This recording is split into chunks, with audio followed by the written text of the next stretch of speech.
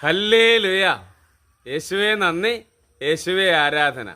എൻ്റെ പ്രിയപ്പെട്ട സഹോദരങ്ങളെ, ആത്മാവിൻ്റെ ദൂത് എന്ന ഈ ശുശ്രൂഷയിലേക്ക് ഈശോയുടെ നാമത്തിൽ നിങ്ങളെല്ലാവരും സ്നേഹപൂർവ്വം ഞാൻ സ്വാഗതം ചെയ്യുന്നു.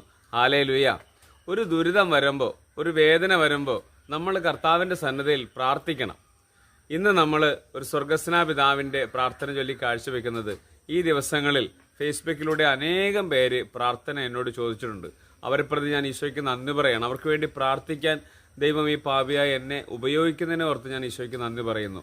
അവരുടെ ഓരോരുത്തരുടെയും പ്രാർത്ഥനാ നിയമങ്ങൾ, മക്കളുടെ വിവാഹം നടക്കുന്നതിന് വേണ്ടി, സ്ഥലവും വീടും വിൽപ്പന നടക്കുന്നതിന് വേണ്ടി, വിദേശ ജോലിക്ക് പോകാനുള്ള വഴി തുറക്കുന്നതിന് വേണ്ടി, വിസ തടസ്സങ്ങൾ മാറുന്നതിന് വേണ്ടി, സാമ്പത്തിക ദുരിതങ്ങൾ മാറുന്നതിന് വേണ്ടി, രോഗങ്ങൾ മാറുന്നതിന് വേണ്ടി, മക്കളുടെ മാനസാന്തര ജീവിതത്തിന് വേണ്ടി നിരവധിയായ ആവശ്യങ്ങളാണ് അവർ സമർപ്പിച്ചിരിക്കുന്നത്.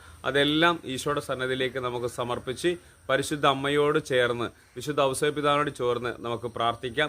സ്വർഗസ്നായ ഞങ്ങളുടെ പിതാവേ, അങ്ങയുടെ നാമം പൂജിതമാകണമേ, അങ്ങയുടെ രാജ്യം വരണമേ, അങ്ങയുടെ തിരുമനസ്സ് സ്വർഗത്തിലെ പോലെ ഭൂമിയിലുമാകണമേ.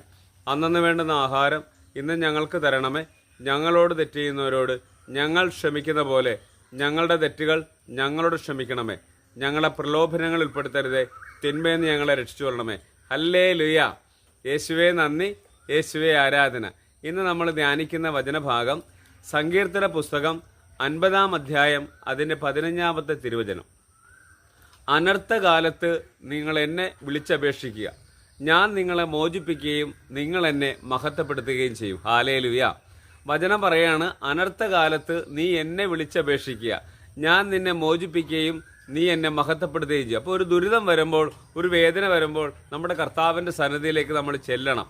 അവിടെ ഇരുന്ന് കരഞ്ഞ് കർത്താവിൻ്റെ മുമ്പിൽ ഇരുന്ന് പ്രാർത്ഥിച്ചാൽ ദൈവം പറയാണ്, ഒരു അനർത്ഥം വരുമ്പോൾ നീ വിളിച്ചു പ്രാർത്ഥിക്കുമ്പോൾ ഞാൻ നിന്നെ അനുഗ്രഹിക്കും, അതുവഴി നീ എനിക്ക് സാക്ഷിയാകുമെന്നല്ലേ ഈ വചനത്തിലൂടെ പറയണത്. ഈ നിമിഷങ്ങളിൽ നമ്മളോട് പ്രാർത്ഥന ചോദിച്ച എല്ലാവരെ പ്രതി ഈശോയ്ക്ക് നന്ദി പറയാം. ധാരാളം പേര് ഇപ്പോഴും പ്രാർത്ഥന ചോദിക്കുന്നുണ്ട്. അവരെ എല്ലാം ഓർത്തു വെച്ച് പരിശുദ്ധ അമ്മയുടെയും വിശുദ്ധ ഔസേപ്പിതാവിൻ്റെയും എല്ലാ വിശുദ്ധരുടെയും കൂട്ടായ്മയിൽ പിതാവാ ദൈവം പുത്രനായ യേശുവിൻ്റെ നാമത്തിൽ എല്ലാവരും അനുഗ്രഹിക്കട്ടെ എന്ന് പ്രാർത്ഥിക്കുന്നു. വലിയ സന്തോഷവും സമാധാനവും, സാമ്പത്തിക ഞെരുക്കങ്ങളെല്ലാം മാറട്ടെ, വിസ തടസ്സങ്ങൾ മാറിപ്പോട്ടെ, രോഗങ്ങൾ സൗഖ്യം പ്രാപിക്കട്ടെ, ജോലി തടസ്സങ്ങൾ മാറിപ്പോട്ടെ, വസ്തുവിൻ്റെ വിൽപ്പന നടക്കട്ടെ, വീടിൻ്റെ വിൽപ്പന നടക്കട്ടെ, കടബാധ്യതകൾ മാറിപ്പോട്ടെ, എല്ലാ ദുരിതങ്ങളും മാറട്ടെ എന്ന് യേശുവിൻ്റെ നാമത്തിൽ പ്രാർത്ഥിച്ചുകൊണ്ട് പിതാവിൻ്റെയും പുത്രൻ്റെയും പരിശുദ്ധാത്മാവിൻ്റെയും നാമത്തിൽ ആമേൻ.